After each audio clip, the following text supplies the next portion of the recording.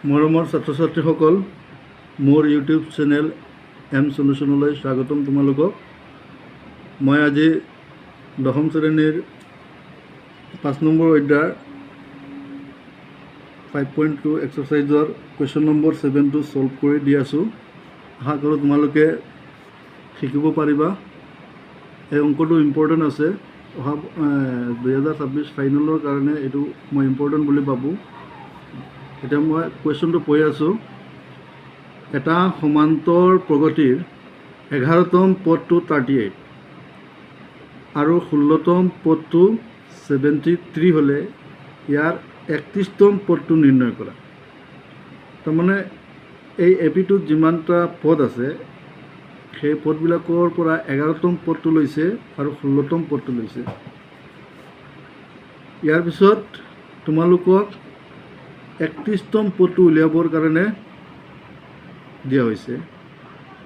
এতিয়া প্ৰশ্ন হ'ল, আমি এই সমান্তৰ প্ৰগতিৰ যিকোনো এটা পদ ওলাব পাৰিম যদি আমি তাৰ প্ৰথম পদ আৰু সাধাৰণ অন্তৰৰ জানো।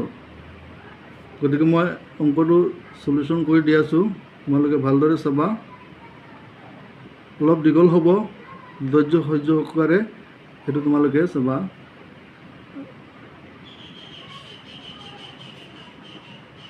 দিয়া আছে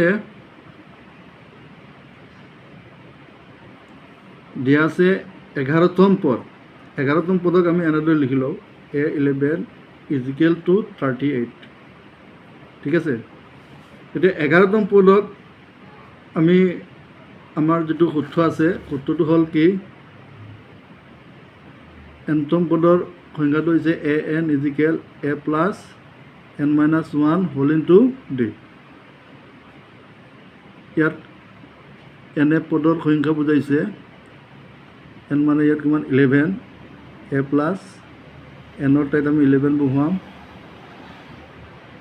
এতিয়া চোৱা, a + 11 - 1 মানে কিমান হ'ল 10d।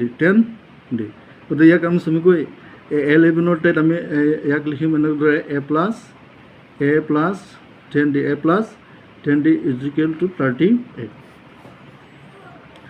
ইয়াক আমি সমীকৰণ 1 হিচাপত লিখোঁ। আকৌ ইয়াৰ পিছৰ পদটো হৈছে কি, 16তম পদ। 16তম পদক আমি এনেদৰে লিখোঁ, a16 = 73। 16তম পদক চমুকৈ যদি আমি লিখোঁ a + 15d = 73। Equation number 2।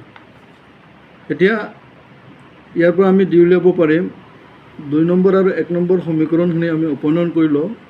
উপনয়ন পদ্ধতি কৰিলে ভাল হ'ব।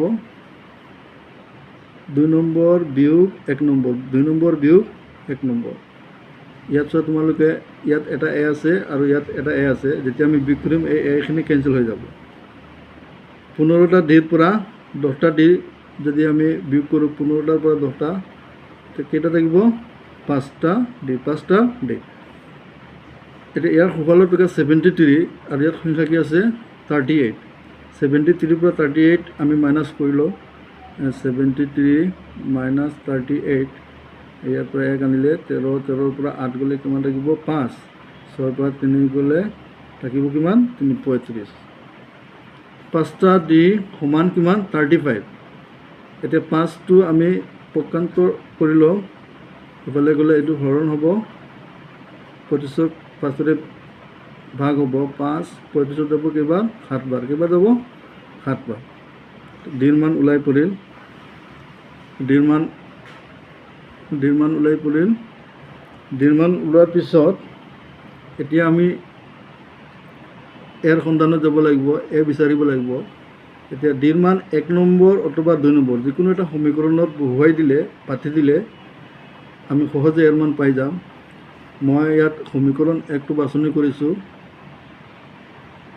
1ৰ পৰা এনেকৈ লিখা, 1ৰ পৰা এতিয়া এই সমীকৰণটো ইয়াত লিখি লোৱা, a + 10d = 38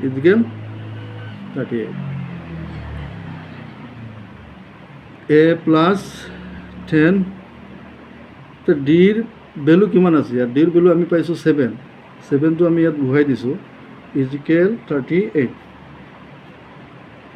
7 10 গুণ 70 সমান 38 এতিয়া ইয়াক আমি পক্ষান্তৰ কৰোঁ সংখ্যাখিনি এটা এটাকৈ আমি সোঁফাললৈ লৈ যাওঁ 38 প্লাছ 70 পেলাই আহিলে কি হ'ব minus 70 a is equal to 70 পৰা 38 গ'লে 38 পৰা 70 নাযায় নিশ্চয় 70 পৰা 38 গ'লে কিমান থাকিব মাইনাছ 32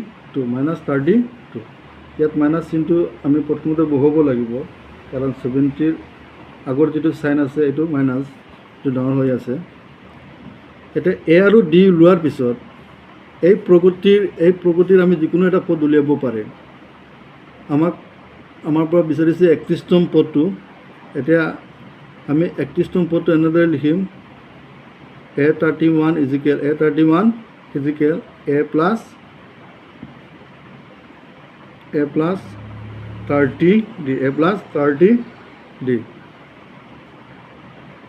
এৰ প্লেচত বহিব মাইনাছ 32 প্লাছ 30 লিখাৰ পিছত ডিৰ ভেলু কিমান আছে 7 বহুৱাই দিয়া মাইনাছ 32 37 গুণ কিমান হ'ব 7 0 গুণ 0 7 3 গুণ 21 210 210ৰ পৰা 32 গ'লে কিমান থাকিব 178 232ৰ পৰা 32 গ'লে কিমান থাকিব 178 এনেদৰে আমি সমান্তৰ প্ৰগতিৰ 31তম পদটো ওলাব পাৰিছোঁ যদি বেলেগ 31তম পদ নকৈ যদি ইয়াৰ পৰা বেলেগ কিবা এটা পদ বিচাৰে ধৰি লোৱা সমান্তৰ প্ৰগতিটোৰ 21তম পদ তেতিয়াহ'লে আমি এইটো পেটাৰ্ণত আহিব লাগিব a21 is equal a plus 20 d ইয়াত 30 d আছে তাত কি কৰিব লাগিব 20 d তাৰমানে যিকোনো এটা পদ আমি উলিয়াব পাৰিম কেতিয়াও উলিয়াব পাৰিম যেতিয়া আমি এৰ মান আৰু ডিৰ মান প্ৰথমতে ওলাই লওঁ ঠিক আছে ধন্যবাদ